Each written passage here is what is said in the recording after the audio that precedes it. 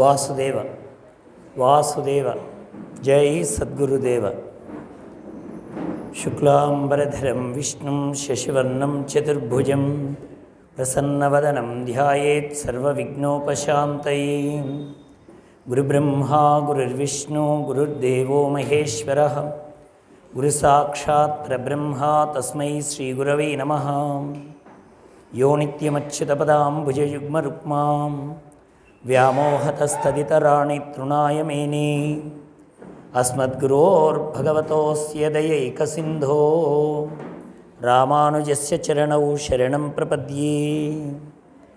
ఓం నమో బ్రహ్మాదిభ్యో బ్రహ్మవిద్యా సంప్రదాయకర్తృభ్యో వంశఋషిభ్యో మహభ్యో నమో గురుభ్యః.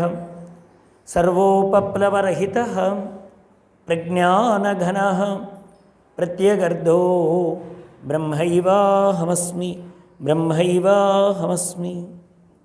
ఆనందైకరసప్రసార విలసన్మందస్మితాస్యం కృపాపారీణం నిజభక్తమానసనవాంభోజాతభానోదయం. కాలజ్ఞానవిదగ్రణిం శివకరం కాళీసమం సద్గురుం బ్రహ్మజ్ఞానమయం నమామి హనుమత్కాళీప్రసాదాహ్వయం. ఓం శ్రీ గురుభ్యో నమః. ఓం శ్రీమాత్రే నమః. ప్రియ భగవద్బంధువులారా, సద్గురుదేవుల పరమ పరిపూర్ణమైనటువంటి అనుగ్రహంతో ఈ రోజున మనం ఇక్కడ సమావేశం కావడానికి కారణం, జనన మరణములు లేనటువంటి ఒక పరబ్రహ్మం మనల్ని జనన మరణ భ్రాంతి నుంచి తప్పించడానికి పరమేశ్వరుడే గురు రూపాన్ని ధరించి లోకంలోకి అవతరించి అజ్ఞానాంధకార తిమిరంలో కొట్టుమిట్టాడుతున్నటువంటి మన జీవుడు అనేటువంటి దాన్ని శివుడిగా మనం ఉన్నాము అని తెలియచేయడానికి, అసలు ఆకారమే లేనటువంటి ఒక పరబ్రహ్మము నిరాకారుడు ఆకారాన్ని ధరించి లోకంలో కొంతకాలం తాను గురుసేవ చేసి తాను గురువుగా ఉండి మనకు బోధ చేసి పరిపూర్ణమైనటువంటి గురుతత్వాన్ని ఎరుక చెప్పినటువంటి ఒక పరబ్రహ్మము పుట్టినరోజు. పుట్టని వస్తువు పుట్టింది అంటే అది ఎప్పుడూ ఉన్నదే, సనాతనమైనటువంటిది వచ్చింది. లోకంలోకి వచ్చిన తర్వాత మహాత్ములు కూడా ఇక్కడున్న ధర్మాన్ని అంగీకరించారు, గౌరవించారు. అది చావు పుట్టుకలు లేనిదే. జాతస్య హి ధ్రువో మృత్యు, ఇది ఉన్నదే. కానీ భగవంతుడు చెప్పినట్టుగా జన్మకర్మచమే దివ్యం యోవం యోవేత్తి తత్వతః త్యక్తవాదేహం పునర్జన్మ నైతి మామేతి సోర్జున. అర్జున, నీ జన్మ ఎలాగో నా జన్మ అలాగే. నువ్వు ఇప్పుడు ఈ జన్మ వరకు చూస్తున్నావు గనక అసలు నేను ఎప్పటివాడినో నువ్వు ఎరుగవు. కానీ నీవెవరో, నీ గతమేమిటో, నీ చరిత్ర ఏమిటో, నువ్వు కాబోయేదేమిటో, ఏం ఆలోచిస్తున్నావో ఇవన్నీ ఎరుగగలిగినటువంటి పరబ్రహ్మాన్ని నేనై ఉన్నాను అని చెప్పాడు. అదేమిటి బాబా, నువ్వు నాతో పాటు కాస్త ముందు పుట్టావేమో కానీ నీ తల్లిదండ్రులు నాకు తెలియదా, నీ భార్య నాకు తెలియదా, నీ బంధువులు నాకు తెలియదా, నీ మిత్రులు నాకు తెలియదా, సంబంధ బాంధవ్యాలు నాకు తెలియవా అంటే నీకు తెలిసింది ఈ రహస్యం వరకే. అది కూడా పూర్ణమైతే కాదు, కొంతవరకే. కానీ ఎప్పుడు తెలుస్తోంది ఆ విషయం అంటే ఆ పరబ్రహ్మమైనటువంటి స్వామే తన గురించి తాను చెప్పాలి. అలాగే ఇక్కడ కూడా మనకి ఒక మహానుభావుడు మనందరికీ అలముకున్నటువంటి అజ్ఞానాంధకారాన్ని తొలగింప చేయడానికి వచ్చినటువంటి గురుస్వరూపం, కరచరణాదులు కలిగినటువంటి మానవుడిగా మనతో పాటు కొంతకాలం నడయాడి నీవు జనన మరణము లేనివాడవు సుమా అనేటువంటి ఒక సత్యాన్ని ఎరుకపరచడానికి సత్యయాక్షుడు, ఈయన వాళ్ళ స్వామివారి పేరు సత్యనారాయణ మూర్తి గారు. అంటే వారి మామూలుగా వారు మాట్లాడుకునేటువంటి దైనందిన జీవితంలో వారి పేరు సత్యయాఖ్యుడు. అంటే ఆఖ్యానము అంటే చెప్పడం, సత్యయాఖ్యుడు అంటే సత్యమే చెప్పడం. లోకంలో సత్యం వేరు, నిజం వేరు.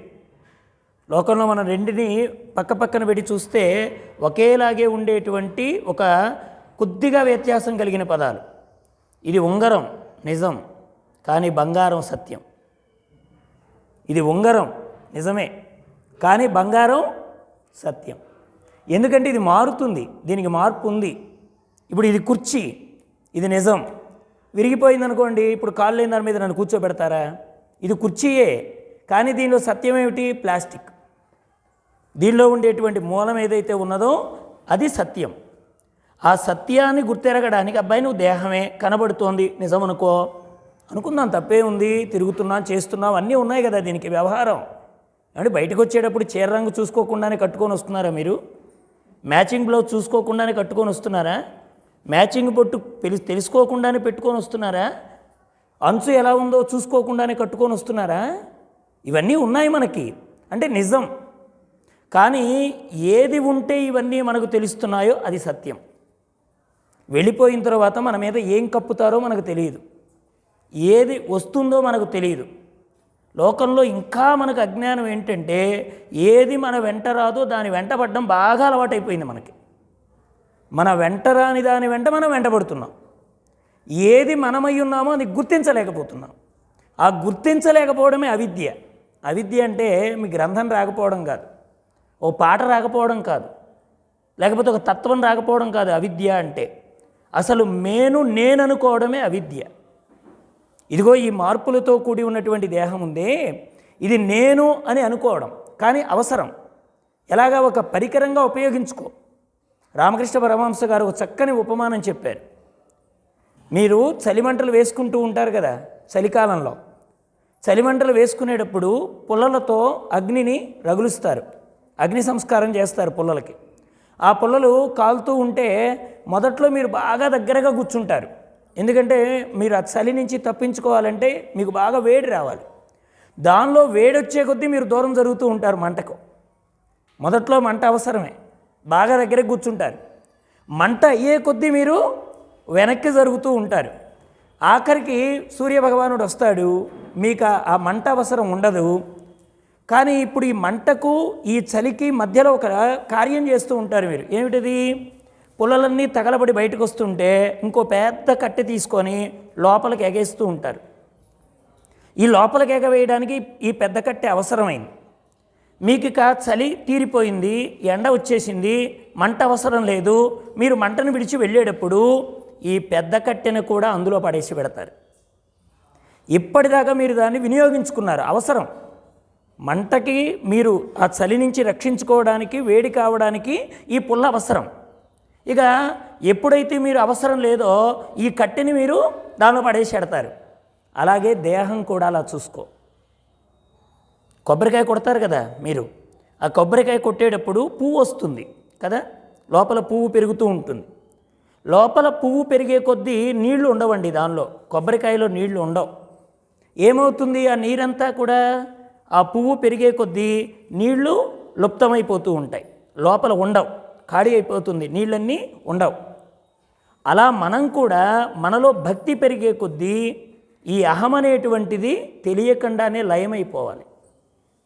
పువ్వు పెరిగే కొద్దీ ఎలా నీరు కనబడకుండా పోతుందో, మనం భక్తులమయ్యామా, స్వామికి శిష్యులమయ్యామా, స్వామివారు చెప్పిన మార్గంలో నడుస్తున్నామా అంటే మనలో గలగలలు పోవాలి.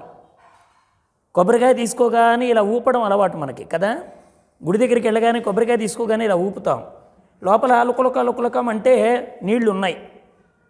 ఇది పూర్ణమైపోయిందనుకోండి, పువ్వుతోటి లుకలుకలు ఉంటాయా? మనలో కదలికలు కలిగినంత వరకు మన జీవమే. కదలిక ఏ రూపంలోనైనా ఉన్నవండి, అనవసరమైన మాటల రూపంలోనైనా. ఇంతకుముందు పాడారు, పొల్లు మాటలు జన్మకు కారణం. కర్మే కాదండి కారణం, వాక్కు కూడా కారణమే. కాని మాట మాట్లాడామా కర్మ వచ్చి తీరుతుంది.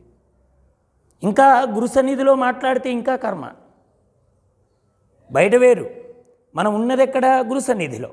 కాని మాట ఎందుకు మాట్లాడాలి? ఓ మాట మాట్లాడామంటే ఎదుటివాడికి స్వాంతన కలగాలి, భయం కలగకూడదు. భగవంతుడున్నాడనే ధైర్యం కలగాలి, బాధ కలగకూడదు. మన మాట ఎదుటివారికి స్వాంతన కావాలి. అందుకే మాట్లాడడం తెలియడం కూడా తపస్సే, మాట్లాడడం తెలియడం కూడా జపమే. అనుద్వేగకరం వాక్యం సత్యం హితం ప్రియం చేత్ స్వాధ్యాయాభ్యసనం చైవ వాన్మయం తప ఉచ్యతే. భగవద్గీతలో స్వామి చెప్పాడు. అబ్బాయి, తపస్సు అంటే జపమాల కాదయా, కూర్చునే ఆసనం కాదు. అవి క్రియలో ఉన్నాయి, ప్రపంచంలో ఉంటే ఉండవచ్చు కాక, కానీ అది మాత్రమే కాదు. అంటే నువ్వు అనుకున్నట్టుగా దర్భచాప జపమాల సాధనలు అవసరమే. ఆ అవసరం ఎక్కడి దాకా వెళ్ళాలి? నీవు చేసినటువంటి జపం, నువ్వు చేసినటువంటి మంత్రం, నువ్వు అనుసరించిన గురు మార్గం నీలో మార్పును తీసుకురావాలి. నీలో మార్పు రానిది అది మనకి ఎంత ఉంటే ఏంటి ప్రయోజనం అండి? ఒక వైద్యుడి దగ్గరికి వెడుతున్నాం, ట్యాబ్లెట్లు మింగుతున్నాం, రోగం తగ్గట్లా, మళ్ళీ అదే డాక్టర్ దగ్గరికి వెడతామా? డాక్టర్ను మారుస్తాం.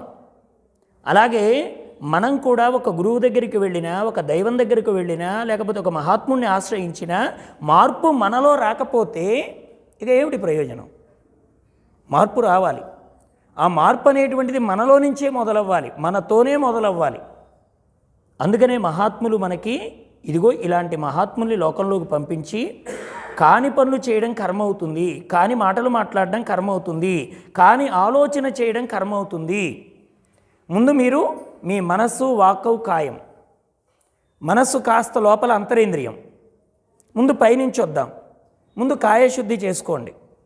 కాయశుద్ధి అంటే కాస్త దీన్ని శుభ్రంగా, ఇప్పుడు నాకు స్నానాలు అవసరం లేదండి, అవి అవసరం లేదని అంటే అవసరం లేకుండా మీరుండొచ్చు, కానీ మీ పక్కన మనిషి ఉండలేడు. అవసరం లేకుండా మీరుండొచ్చు, కానీ మీ పక్కన మనిషి ఉండాలి కదా. అందుకని కాయశుద్ధి అవసరం, శరీరానికి శుద్ధి అవసరం. శరీర శుద్ధి కనుక అయితే తర్వాత వాక్శుద్ధి, తర్వాత మనం కాస్త ఇక్కడ కర్మేంద్రియంలోకి, జ్ఞానేంద్రియంలోకి, రెంటిలోకి ప్రవేశిస్తుంది వాక్ అనేటువంటిది. ఇది పని చేస్తుంది, జ్ఞానేంద్రియం కూడా ఉంది అందులో. కాబట్టి మనం చక్కగా ఈ వాక్కుని సంయమపరచుకోవడం, మంచి మాట మాట్లాడడం. తరువాత మనస్సు, ఇది అంతరేంద్రియం. మనస్సు, బుద్ధి, చిత్తం, అహంకారం అనేటువంటి 4 అంతరేంద్రియాల్లో ఈ మనస్సు అనేటువంటిది మెయిన్ స్విచ్ లాంటిది. ఇప్పుడు మనం ఎక్కడికైనా వెళ్ళామనుకోండి, హోటల్ రూమ్ తీసుకుంటాం. మనం హడావుడిగా లైట్ వేస్తాము, ఫ్యాన్ వేస్తాము, ఏసీ వేసుకుంటాము, కట్టేయకుండా వెళ్ళిపోతాం. ఈ యజమాని ఎవరుంటారో ఆయన అన్ని రూములు చూస్తుంటాడండి. ఈ ఇన్ని స్విచ్లకి బయట ఒక మెయిన్ స్విచ్ ఉంటుంది. ఆయన ఏం చేస్తాడు, లోపల ఫ్యాన్ తిరుగుతుంది, లైట్ వేసి వెళ్ళారు, ఏసీ వేసి వెళ్ళారంటే ఈ ఒక్క స్విచ్ ఆపుతాడు ఆయన బయట. ఈ ఒక్క స్విచ్ని ఆపేస్తాడు. ఆపేసేసి ఏం చేస్తాడు, ఆయన పోయి కౌంటర్లో కూర్చుంటాడు. మనం ఏం చేస్తాం, మనకి ఎప్పటికో దర్శనం అయిపోతుంది. ఉదయం 10ంటికి వెళ్ళాం, రాత్రి 10ంటికో ఏమైపోయింది దర్శనం, హడావుడిగా వచ్చేసాం, తాళం తీసాం, లోపల కరెంట్ లేదు. వెంటనే ఆయన దగ్గరికి పోతాం, ఏమండి నా గదిలో ఇంతకు ముందు కరెంట్ ఉందండి, ఇప్పుడు కరెంట్ లేదండి అంటే ఆయన ఏం చేయడు, వచ్చి ఇన్ని స్విచ్లు వేయడు, బయట ఉన్న దాన్ని ఆన్ చేస్తాడంతే. ఆ బయట ఉన్న దాన్ని ఆన్ చేయగానే లోపల ఉన్న లైటు, లోపల ఉన్న ఫ్యాను, లోపల ఉన్న ఏసీ, లోపల ఉన్న హీటరు ఇన్ని పనిచేస్తున్నాయి. ఇన్నింటికి ఆధారం ఏది? ఈ మనస్సు అనే మెయిన్ స్విచ్. ఈ స్విచ్ ఒకటి మన కంట్రోల్లో ఉంటే లోన పనిచేసేవన్నీ మన కంట్రోల్లోకి వచ్చేస్తాయి. ఇది ఒక్కటి కంట్రోల్ తప్పిందనుకోండి, లోపల అనవసరమైనటువంటి పనులన్నీ జరుగుతూ ఉంటాయి. అనవసరంగా వెలుగుతుంటుంది, అనవసరంగా తిరుగుతుంటుంది, అనవసరంగా హీటరు పాడైపోతుంది. వీటన్నింటికి మెయిన్ ఏమిటి? స్విచ్ మనస్సు.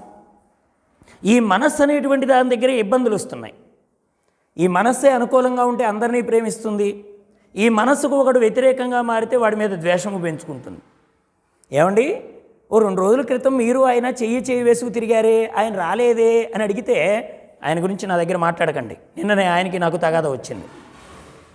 2 రోజుల క్రితం ఎలా ఉన్నారు? భుజాన చెయ్యి మీద చేవేసి ఇతను లేకపోతే నేను లేను, నేను లేకపోతే ఆయన లేడు, ఇద్దరు అలా ఉన్నారు. 2 రోజుల తర్వాత వచ్చేటప్పటికి ఏమండి ఆయన వచ్చాడా అని అడిగితే ఆయన గురించి నా దగ్గర మాట్లాడకండి, నిన్నే తగాదా వచ్చింది ఇద్దరికి. మా ఇద్దరికి వచ్చేసింది. ఎక్కడొచ్చింది? అక్కడ మనస్సుకు స్పర్ధ కలిగింది. మనస్సు ఏం చేసింది? అనుకూలంగా ఉంటే అంగీకరించింది, అనుకూలంగా లేకపోతే వ్యతిరేకించింది. దీన్ని ఒక రకంగా మనమే తయారు చేస్తున్నాం, ఒక మూసలో పోసేస్తున్నాం. పంచదార వాడు పాకం పడతాడండి. పాకం పట్టిన తర్వాత చిలుక కావాలా, హంస కావాలా, ఆడపిల్ల బొమ్మ కావాలా, ఇవన్నీ అడుగుతాడు. మనం పంచదార చిలకలు సీమంతం అప్పుడు మా గుంటూరు జిల్లాలో తెస్తారండి. పంచదార చిలక మీకుందా ఆచారం? సీమంతం రోజున పంచదార చిలకలు తెచ్చే ఆచారం ఉందా? నెమళ్ళు అవన్నీ తెస్తారండి. నెమళ్ళు, హంసలు, చిలుకలు, ఆడపిల్ల బొమ్మలు ఇంత ఉంటాయండి పంచదార చిలకలు. మేము వెళ్ళి ఆర్డర్ ఇస్తాం, ఏమండి చిలకలు 1 కిలో కావాలి, బొమ్మలు 1 అరకిలో కావాలి, హంసలు పెద్దవి బాగా ఉండేవి అవి 2 కావాలి ఆ పక్క ఈ పక్క పెట్టడానికి, కలశ రూపంలో 2 కావాలి ఆ పక్క ఈ పక్క పెట్టడానికి అని మేము ఆర్డర్ ఇచ్చి వచ్చాం. మొత్తానికి కాటా వేసేసాడండి. కాటా వేసి రేటు వేసి ఇచ్చేసాడు. ఇప్పుడు కలశాలకి అదే రేటు, నెమళ్లకు అదే రేటు, హంసలకి అదే రేటు, అన్నింటికీ అదే రేటు వేశాడు. కారణం ఏమిటి? నేనేమో వస్తువును చూస్తున్నాను, కలశాలు వచ్చాయా, చిలుకలు వచ్చాయా, హంసలు వచ్చాయా. ఆయన మూలాన్ని చూస్తున్నాడు. నాకు పంచదార ఎంత తూగింది, దీని బరువు ఎంత, ఇదే చూస్తాడు ఆయన. మూసలో పోస్తాడంతే, పాకం ఒకటే, మూస ఉంటుంది కదండి, ఆ మూసలో పోసేసి దాన్ని కూలింగ్లో పెట్టేస్తాడు, గడ్డగట్టేట్టుగా పెట్టేస్తాడు.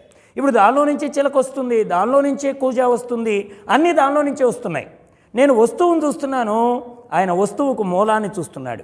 మూలాన్ని గుర్తెరిగిన వాడు జ్ఞాని, వస్తు దృష్టి కలిగిన వాడే అజ్ఞాని. జ్ఞానికి అజ్ఞానికి అదే తేడా. గురువులు కూడా మనలాగే ఉంటారు, 2 చేతులతో 2 కాళ్ళతో. వంకాయ కూర బాగా నచ్చితే 2 ముక్కలు వేయమంటాడు, సాంబార్లో ముక్కలు వెతికి వేయమంటాడు, పెరుగు కాస్త మంచిది పోయమంటాడు, ఉప్పు కాస్త తక్కువయింది అంటాడు. మనకున్న లక్షణాలే గురువు కూడా ఉంటాయి. మనం అంటాం, ఇదేంటి గురువుగారు వంకాయ అడుగుతున్నారు, ఇదేంటి గురువుగారు మళ్ళీ పెరుగు అడిగారు, గురువుగారు ఏంటి మళ్ళీ వడ అడిగారు, అంటే నాకున్నట్టు ఈయనకు కూడా రుచులు ఉన్నాయా? నేను కూడా వంకాయ భలే తింటాను, మా గురువుగారికి నాకు భలే పోలిక. ఏ పోలిక? వంకాయ పోలికే. మా గురువుగారు నేను ఒకటే, ఎందుకంటే మా గురువుగారు వంకాయ తింటారు, నేను వంకాయ తింటాను. అంటే గురువు అంటే ఇదేనా? గురువు అంటే ప్రపంచమా? గురువు అంటే వస్తువా? గురువు అంటే బయట కనిపించే పదార్థమా? ఏమి మనం గురువుని పోలిక పెట్టుకోవాలి? ఎక్కడ పెట్టుకోవాలి? ఆ గురు బోధలో ఉండే రహస్యాన్ని గుర్తెరిగి దాన్ని నేను అనుభవించలేదనే వేదన రావాలండి శిష్యుడికి. నిజంగా వేదన లేకపోతే ఎక్కడండి మన కడుపు ఆకలి? బయట ప్రసాదం తీరుతుంది, మన ఇంట్లో ఇంతకంటే బ్రహ్మాండంగా తినచ్చు, జీడిపప్పు కూర వేసుకు తినచ్చు, చక్కనైనటువంటి వంటకాలతో తినచ్చు. కానీ ఇక్కడ మనం ఎందుకని ఇక్కడ ఈ వేదన పొందుతున్నామంటే, నిజమైన గురుప్రసాదం స్థూల శరీరానికి కాదు, సూక్ష్మ శరీరానికి. స్థూలం భోజనం ద్వారా పెరుగుతుందండి. ఇప్పుడు దాకా మనం చేసిందేమిటి? స్థూల శరీరానికి ఆహారం. కానీ ఇక్కడ మనం తీసుకోవాల్సిన భోజనం ఏమిటి? సూక్ష్మ శరీరానికి ఆహారం. ఇది స్థూలంలో కలిగేటువంటి దాన్ని కూడా మరిపింపజేసే శక్తి సూక్ష్మంలో కలిగే ఆనందానికి ఉంది. 7 రోజుల కాలం అండి పరీక్షణ్ మహారాజుకి, 7 రోజుల కాలం. ఈ 7 రోజుల కాలంలో ఆయన దేనికోసం అండి శాపం పొందాడు మహానుభావుడు? శమీకుడు మెడలో పామును వేశాడు. శమీకుడు ధ్యానమగ్నుడై ఉన్నాడు. ఆయన మెలగుట చాలించి మీలిత నేత్రుడై శాంతుడై కూర్చుండి జడతలేక ప్రాణ మనోబుద్ధి పంచేంద్రియంబుల బహిరంగ వీధుల బారనీక జాగరణాదీక స్థానత్రయము దాటి భద్రమై ఉండెడి పదము తెలసి. పూర్ణమైనటువంటి వేదాంతం భాగవతంలో అన్నీ ఉన్నాయి. కానీ మనం ఆ దృష్టితో మనం చూడడంలో లోపం. ప్రతి దానిలో వేదాంతం ఉందండి, వేదాంతం కానిది లేదు. ఎందుకంటే అంతటి మహానుభావుడు వ్యాసుడు యొక్క జ్ఞానం అండి భాగవతం అంటే. శుకుడు యొక్క శ్రవణం, శుకుడు అంతటి వాడు విన్నాడు, గోచి కూడా పెట్టుకోకుండా అలా వెళ్ళిపోతున్న మహానుభావుడు 2 శ్లోకాలు భాగవతంలో చెప్పగానే మళ్ళీ తిరిగి వచ్చి వాళ్ళ నాన్న దగ్గర కూర్చొని 18,000 శ్లోకాల భాగవతాన్ని విన్నాడండి ఆయన, శుకయుగేంద్రుడు. ఆ మహానుభావుడు కూర్చున్నాడు. కూర్చుంటే ఎందుకని శమీకుడు మెడలో పావును వేయాల్సి వచ్చింది పరీక్షణ్ మహారాజు కంటే? దప్పికకి ఓర్చుకోలేక, దాహానికి ఓర్చుకోలేక. మనకి ఇవన్నీ కూడా ధర్మాలు, ప్రాణధర్మాలు, మనోధర్మాలు, దేహధర్మాలు. ఇవి కొద్దిగా మనస్సుని బాధ పెడుతూ ఉంటాయి. దేహధర్మం ఏమిటి? దేహధర్మం ఏమిటండి? జననం మరణం. ప్రాణధర్మం ఏమిటి? ఆకలి దప్పిక. మనోధర్మం ఏమిటి? శోకము మోహం. శోకానికి మోహానికి కారణం మనస్సే. రోడ్డు మీద పిల్లాడు ఎవడో ఏడుస్తున్నాడు, నా పిల్లాడు అనుకుని పరిగెత్తాను, నా పిల్లాడు కాదనగానే స్థిమితంగా వచ్చి కూర్చున్నాను. ఆతృత కలగడానికి కారణం, నింపాదిగా రావడానికి కారణం రెంటికి మనస్సే. పరిగెత్తింది నేనే, నింపాదిగా వచ్చింది నేనే. పరిగెత్తడానికి కారణం నా పిల్లాడేమో, నా మనసు చెప్పింది, నేను పరిగెత్తాను. వెళ్ళి చూశాను, నా పిల్లాడు కాదు, నా మనసు చెప్పింది, ఆనందంగా వచ్చి కూర్చున్నాను. శోకంతో పరిగెత్తింది నేనే, ఆనందంతో పైకి వచ్చింది నేనే. మరి రెంటినీ కదిలించిన మనస్సులో కదలికలకు కారణం ఏమిటి? నాది అనేటువంటి భావన. ఆ భావనే తీసుకెళ్ళింది నన్ను క్రిందికి, నాది కాదు అనుకున్నది స్థిమితపడింది, వచ్చి కూర్చుంది. శోకమోహాలు మనోధర్మాలు. అందుకే మనస్సు అన్నింటికీ ప్రధానం. మీరు ఏదైనా సరే, ఒక దుఃఖాన్ని పొందుతున్నారన్నా మనస్సే ప్రధానం, ఒక ఆనందాన్ని పొందుతున్నారని అనుకున్న దానికి మనస్సే ప్రధానం. మనస్సు అంగీకరించకపోతే మీరు దానిలో ఉండేటువంటి దాన్ని అనుభవించలేరు. అందుకని ఈయన కాస్త ఏది నీరు అవసరమై దానికి ఓర్చుకోలేక వెళ్ళాడు ఆయన మెడలో పామును వేశాడు. శమీకుడు ఎలా ఉన్నాడు? శమము అంటే అర్థం ఏంటండి? మనకు శమదమాది షట్క సంపత్తిలో శమము, దమము, ఉపరతి, తితీక్ష, శ్రద్ధ, సమాధానం, ఈ ఆరింటిలో మనకి శమము అంటే అర్థం ఏమిటి? అంతరేంద్రియ నిగ్రహం. దమము అంటే బాహ్యేంద్రియ నిగ్రహం. శమీకుడు అంటే ఎవరు? అంతరేంద్రియ నిగ్రహం కలిగిన వాడు. ఎలా ఉన్నాడు? మెలగుట చాలించి మీలిత నేత్రుడై. మెలగుట చాలించడం అంటే కదలికలు కదిలించడం లేదని కాదు అక్కడ అర్థం, లోనున్నటువంటి మనస్సుని కదిలించడం లేదు ఆయన. తాను కదలొచ్చేమో కానీ తనువు కదలొచ్చండి, కానీ లోపల ఉన్నటువంటిది కదలకూడదు. కదలకుండా ఉండేటువంటి దాన్ని మనం గట్టిగా పట్టుకోవాలి. ఏది కదలాలి? దేహం కదలొచ్చు కాక, దేహానికి కదలికలు సహజం అది. కానీ తను నిశ్చయాత్మకమైనటువంటి బుద్ధితో ఏ పరమాత్మను ఆశ్రయించాడో ఆయన నుంచి యువతలికి జరగకూడదు, ఆయన నుంచి అవతలికి వెళ్ళకూడదు. అలాగే మెలగుట చాలించి కదలికలు లేవు. ఎలా లేవు? బాహ్యంగా లేవు, అంతరంగా లేవు. మీలిత నేత్రుడై, కన్ను మూసి తెరిచినట్టు కాకుండా అలా ఊర్ధ్వంగానే దృష్టి నిలిపి అలాగే ఉండిపోయాడు ఆయన. శాంతుడై కూర్చుండి జడత లేక, శాంతంగా ఉన్నాడు. లోపల జడత అంటే అలాగని చెప్పి కదలికలు లేవు కదా అని జడం కాదది. ఇప్పుడు ఈ స్టాండ్ ఉందండి, ఎవరు కదిలించకపోతే అలాగే ఉంటుంది. ఈరోజు కాదు, ఎప్పటికీ అలాగే ఉంటుంది అది.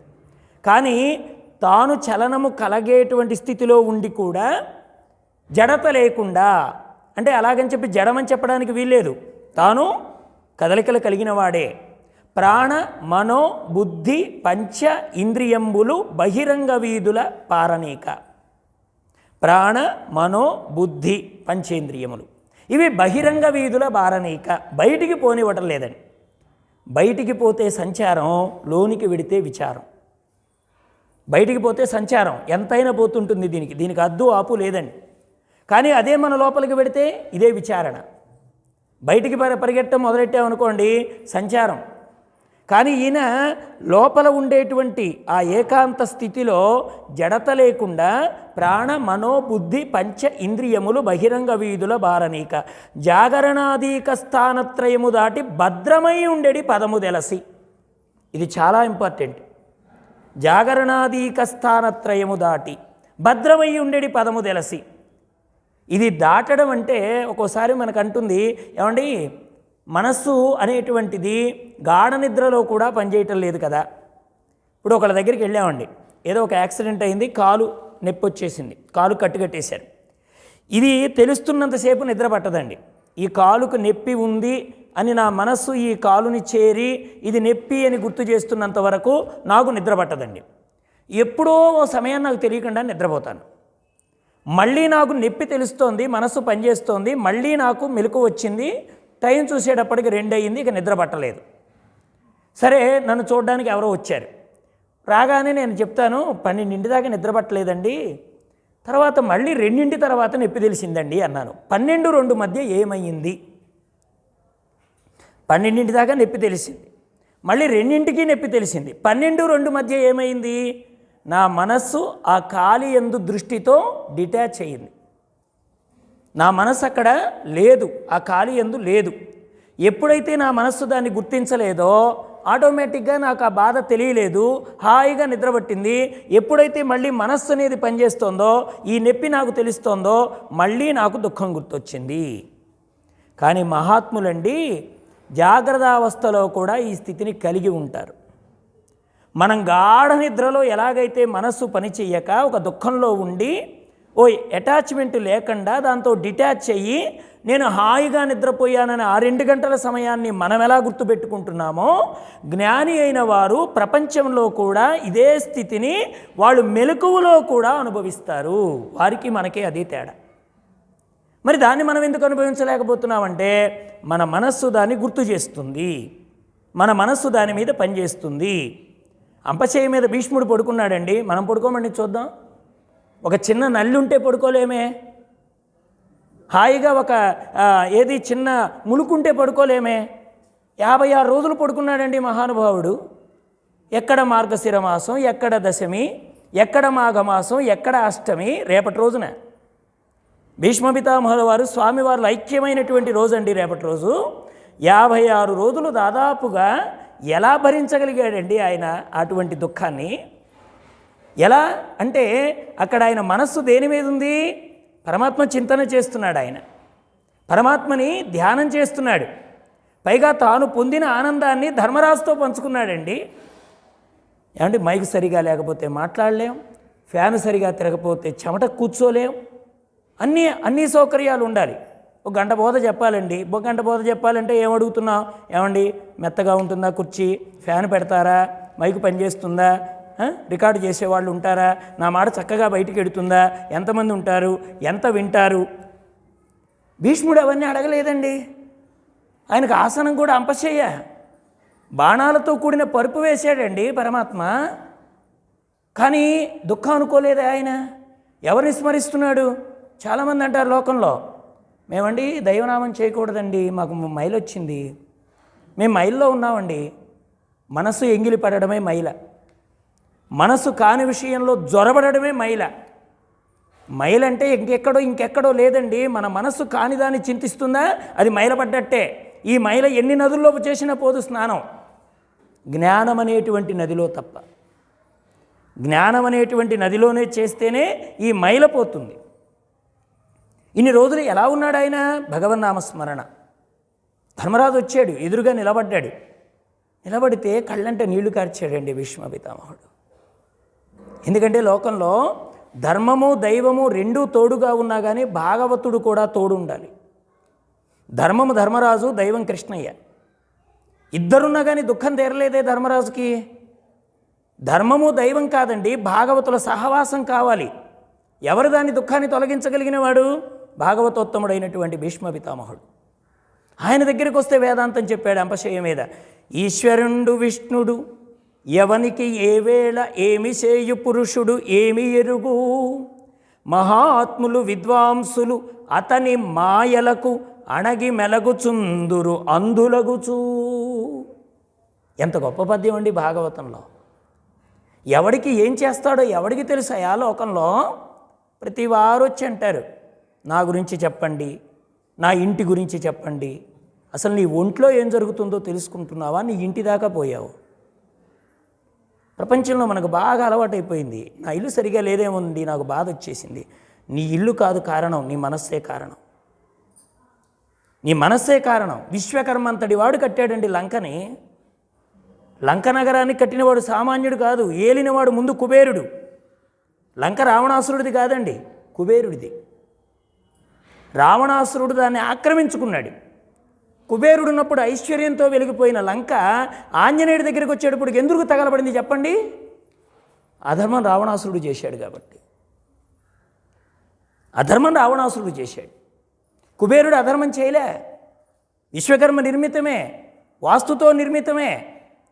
కానీ వాస్తు సరిగా ఉన్నా నీ గుణం సరిగా లేకపోతే దైవం కాదురా, దైవంతో ఉన్నటువంటి భక్తుడు చాలు నీ కొంప తగలెట్టడానికి. రాముడు దాకా రానక్కర్లే. రాముడు పంపిన దూత నరుడు కాదు, వానరుడు. సరిపోతుంది అంటే ఇక్కడ ఏది దాటింది? బ్రహ్మ కాపాడలేడండి. బ్రహ్మ దర్శనం కాలేదా రావణాసురుడికి? వరాలిచ్చింది ఎవరు రావణాసురుడికి? ఎవరిచ్చారు? బ్రహ్మగారు. బ్రహ్మగారు ఇచ్చారు. రామాయణం చదివారా? బ్రహ్మగారు ఇచ్చారు వరాలు. బ్రహ్మగారు వరాలిస్తే మరి బ్రహ్మదర్శనం అయ్యింది, మరి మరణం ఎందుకు వచ్చింది? బ్రహ్మదర్శనము తొలగదండి, బ్రహ్మజ్ఞానం తొలగిస్తుంది. బ్రహ్మదర్శనము వస్తుంది కానీ బ్రహ్మజ్ఞానం నిన్ను ఉద్ధరిస్తుంది. దర్శనం అవుతుందే కానీ నీ బుద్ధి మార్చలేదు. రావణాసురుడికి బ్రహ్మదర్శనం అయింది, బుద్ధి మారలే. ఆయన వస్తే నరుల చేత వానరుల చేత నాకు చావు రాకూడదు కోరుకున్నాడు. ఎవరు? రావణాసురుడు. కుంభకర్ణుడి దగ్గరికి పోతే నాకు నిర్దయ కావాలి అంటే ఏ ప్రాణిని ఎక్స్క్యూజ్ చేయకూడదు, నేను క్షమించడం అనేది నా డిక్షనరీలో ఉండకూడదు. లోకంలో చూడండి, ఎవడైనా వచ్చి కాళ్ళు పట్టుకోగానే దయగలిగిన వాళ్ళు కరుణిస్తారు. ఒకవేళ నాలో అది ప్రవేశిస్తుందేమో, నాలో క్షమ అనేటువంటిది కలగడానికి వీలు లేకుండా నిర్దయ కావాలి అని కోరుకున్నాడు. వీళ్ళిద్దరికీ వరాలిచ్చి బ్రహ్మగారు భయపడుతూ వెళ్ళాడు విభీషణుడి దగ్గరికి. వీళ్ళిద్దరూ ఇది కోరారు, వాడేం కోరతాడో. అంతే కదండి, ముందువాడు ఇవి కోరితే వెనకవాడు ఏం కోరాలి, ఇంతకంటే గొప్పది కోరతాడు కదా.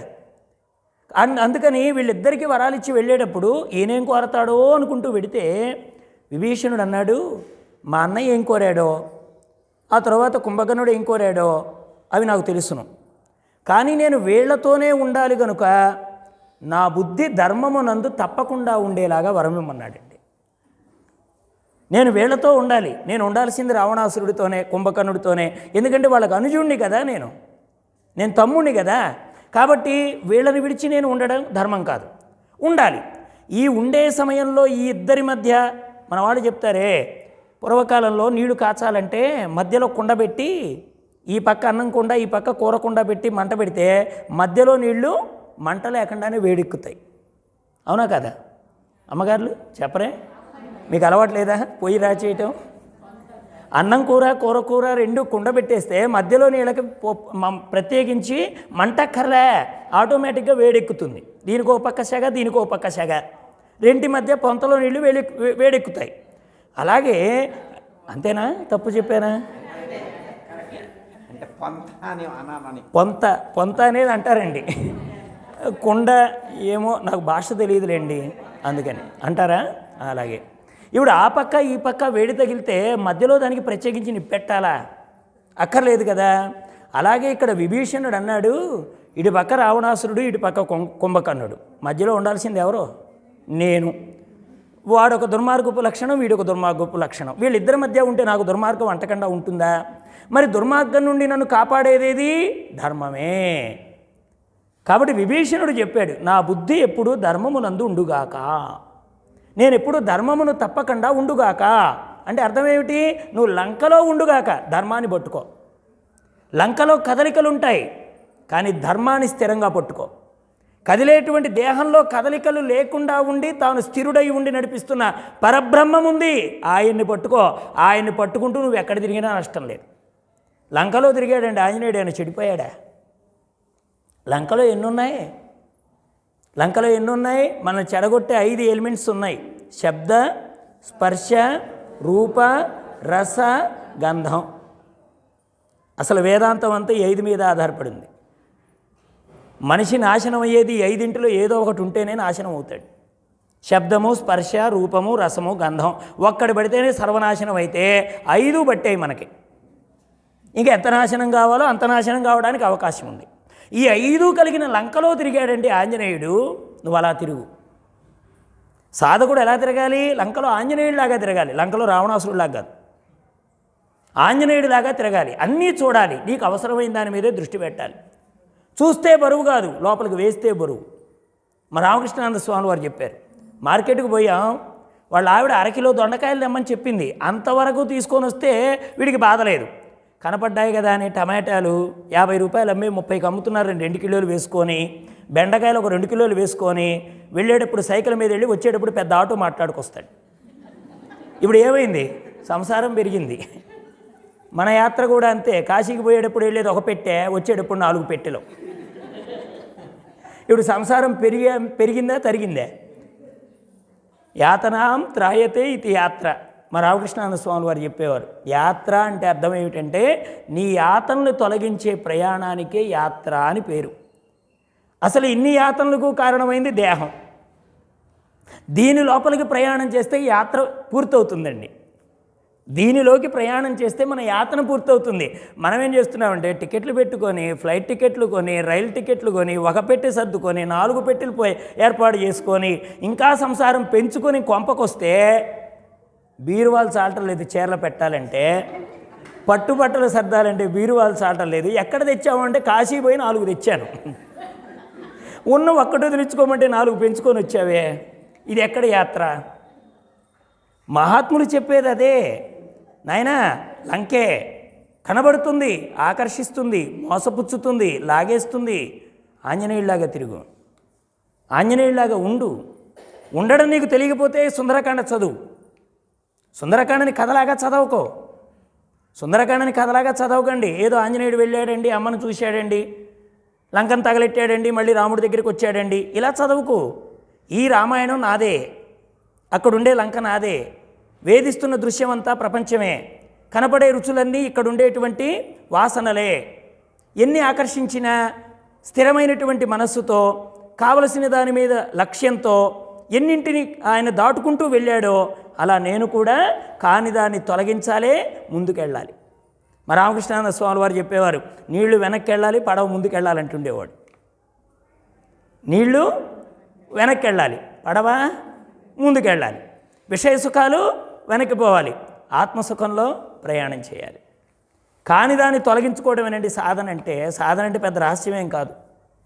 ఏది నిన్ను కప్పేస్తుందో, ఏది నిన్ను కాకుండా నిన్ను భ్రమ పెడుతుందో దాన్ని తొలగించుకోవడమే సాధన.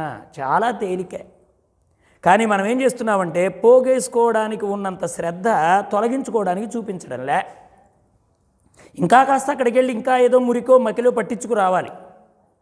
అలా ఉంటే ఆ గురువు యొక్క వైభవం మనకు ఎన్నాళ్ళకి అర్థమవుతుందండి? ఆయన చెప్పలేదా, ఈశ్వరుండు విష్ణుండు ఎవరికి ఏ వేళ ఏమి చేయు పురుషుడు ఏమి ఎరుగు. లోకంలో నేను వీరుణ్ణి ధీరుణ్ణి అంటారే, నీ వీరత్వం నీ ధీరత్వం ఎంతవరకు పనికి వస్తుందయా? రాజట ధర్మజుండు సురరాజసుతుండట ధన్వి, శాస్త్రవోద్వేజకమైన గాంధీవము విల్లట, సారథి సర్వభద్ర సంయోజకుడైన చక్రియట, ఉగ్రగదాధారుడైన భీముడయ్యాజికి తోడు వచ్చునట, ఆపదగలుగుటదేమి చోద్యమో. రాజట ధర్మజుండు, రాజు ఎవరో కాదు, సాక్షాత్తు ధర్మరాజు. సురరాజసుతుండట ధన్వి, సురరాజు అంటే ఇంద్రుడు, సుతుడు అంటే కుమారుడు. ఇంద్రుడు కుమారుడు ఎవరు? అర్జునుడు. ధన్వి, ఆయన పట్టుకున్నదేది?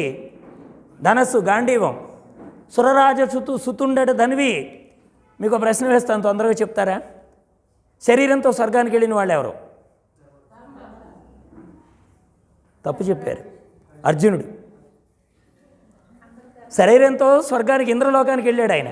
అర్ధసింహాసనం ఇచ్చాడు ఇంద్రుడు భారతంలో. చదివారా అయ్యా? ఇంద్రుడితో పాటుగా సింహాసనం పొందాడు ఆయన, శరీరంతోనే పొందాడు ఆయన. ధర్మరాజు చివరిలో వెళ్ళాడు. ధర్మరాజు యుద్ధం అంతా అయిపోయిన తర్వాత ముందు నరకం చూసి తర్వాత స్వర్గానికి ఎడతాడు మహాప్రస్థాన పర్వంలో. ముందు అర్జునుడు వెళ్ళాడు. ముందు అర్జునుడే. ఇంద్రుడి సింహాసనం ఇంద్రుడుండగా కూర్చున్నవాడు అర్జునుడే. మీరు మిగతా పురాణాల్లో చూడండి, అంటే పురాణం అంతా చదవండి. ఇంద్రుడు పోతే నహుషుణ్ణి ఒకసారి చక్రవర్తిని చేశారు, ఇంద్ర పదవిలో కూర్చోబెట్టారు. హిరణ్యకశ్యపుడు మొదలైనటువంటి వాళ్ళు వెళ్ళినప్పుడు కూడా ఇంద్రుడు పలాయనం చిత్తగించాడు. బృహస్పతి చెప్పా పెట్టకుండా ఆయనకి గౌరవం ఇవ్వలేదని అక్కడ కొద్దిగా వివాదం జరుగుతోంది. ఆ సమయంలో కూడా రాక్షసులు ఇంద్రలోకాన్ని ఆక్రమిస్తారు. కానీ ఇంద్రుడు ఉండగా ఇంద్రుడితో పాటుగా ఇంద్రుడి యొక్క సింహాసనాన్ని కూర్చున్నటువంటి వారు ఎవరంటే అర్జునుడు. ఆయన తన సీట్లో కూర్చోబెట్టుకున్నాడు, అర్జునుడు పక్కన కూర్చోబెట్టుకున్నాడు. అయ్యా అదే ఆ సమయంలోనే అప్పుడు ఆయన అక్కడ పరీక్ష కూడా జరుగుతోంది, ఇంద్రియాలకు పరీక్ష జరుగుతోంది. ఎంతవరకు దేవకీ నర్తకీమణులు నృత్యం చేస్తుంటే వాళ్ళ మీద మనస్సు పోకుండా ఇంద్రియాన్ని జయించగలిగాడు అనే పరీక్ష కూడా అక్కడ అర్జునుడికి జరుగుతుంది. ఇప్పుడు ఇటువంటి మహానుభావుడు పట్టుకున్నాడు ధనస్సు. సురరాజసుతుండట ధన్వి. మనం ఇంద్రకుమారులం కాదు, ఆ అర్జునుడంత నిగ్రహం లేదు మనకి ఇచ్చి. ఇంకెక్కడుంటుంది చెప్పండి? వాడికే తప్పలేదు కర్మ. ఆడామగా కానిటువంటి వాడిగా, పేడివాడిగా విరటరాజు కొలువులో నృత్యం నేర్పేవాడిలాగా సంవత్సర కాలం పాటు ఉండాల్సి వచ్చిందండి. కాలాన్ని ఎవడ దాడతాడు? కొంతమంది అంటారు, నా అంతటి వాడు నా బజార్లో లేడండి అంటాడు. ఇగో మా నాన్నగారి తండ్రి భలే గొప్పవారండి అని అనేవాళ్ళు ఉంటారు. నాయన ఇంద్రుడి కుమారుడికే గతి లేదురా, కర్మ విషయానికి వస్తే చేతగాక కాదురా, కాలం కలిసి రాక. ఇంద్రకుమారుడు ఎందుకు వెళ్ళాల్సి వచ్చింది అక్కడికి? సురరాజ సుతుండట ధన్వి.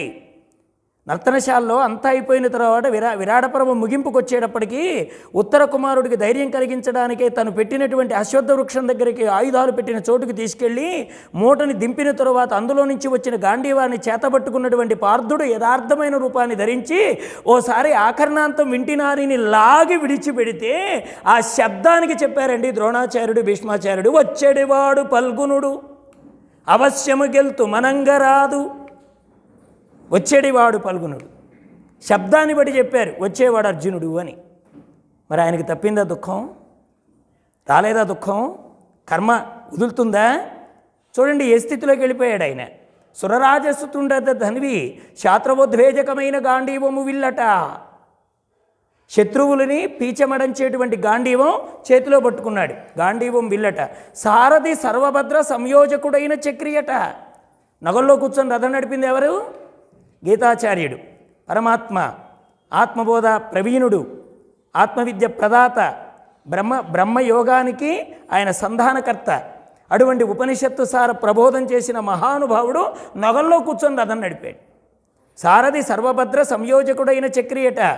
ఉగ్ర గదాదారుడైన భీముడు అయ్యాదికి తోడు వచ్చునట.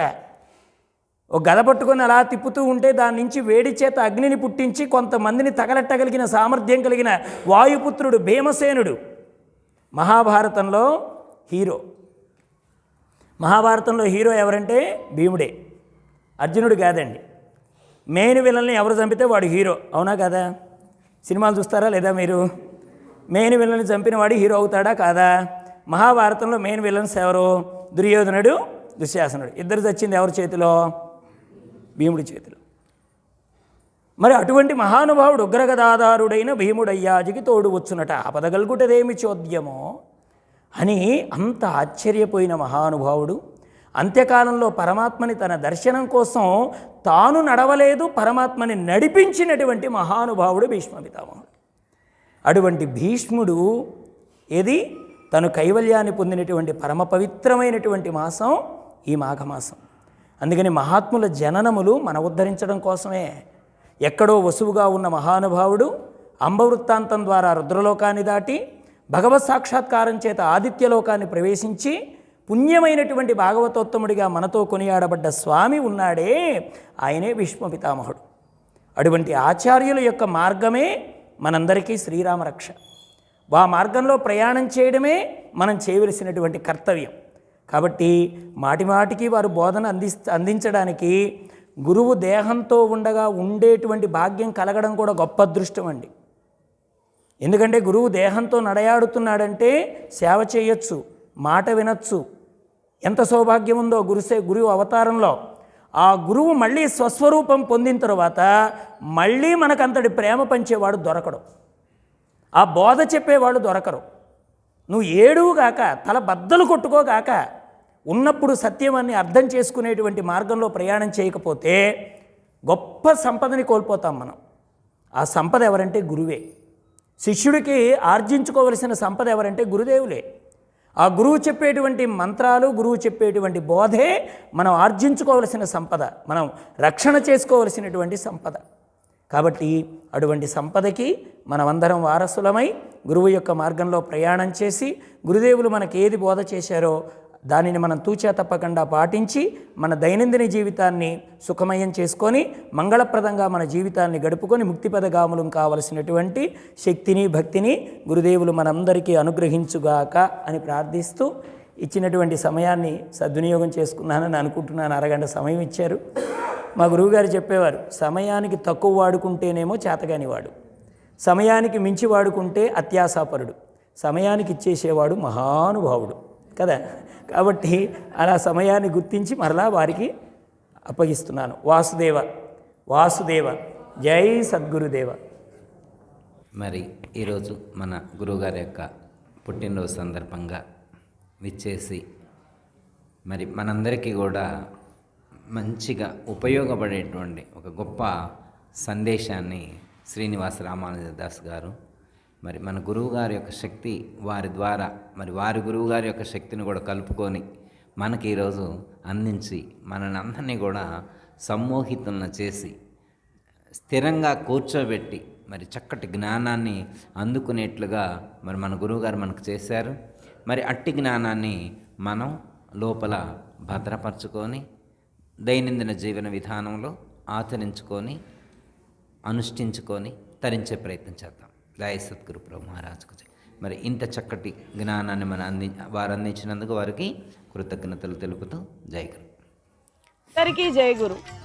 మరిన్ని ఆధ్యాత్మిక రహస్యాల కోసం అచల బోధ, ఆత్మబోధ, భగవద్గీత, అలాగే పండుగల్లో దాగిన అర్థాలు, అంతరార్థాల కోసం మరియు యోగము, ధ్యానము, మొదలైన అనేక ఆధ్యాత్మిక తెలుగు ప్రవచనాల కోసం క్రింద ఉన్నటువంటి రెడ్ కలర్ సబ్స్క్రైబ్ బటన్ను క్లిక్ చేయండి.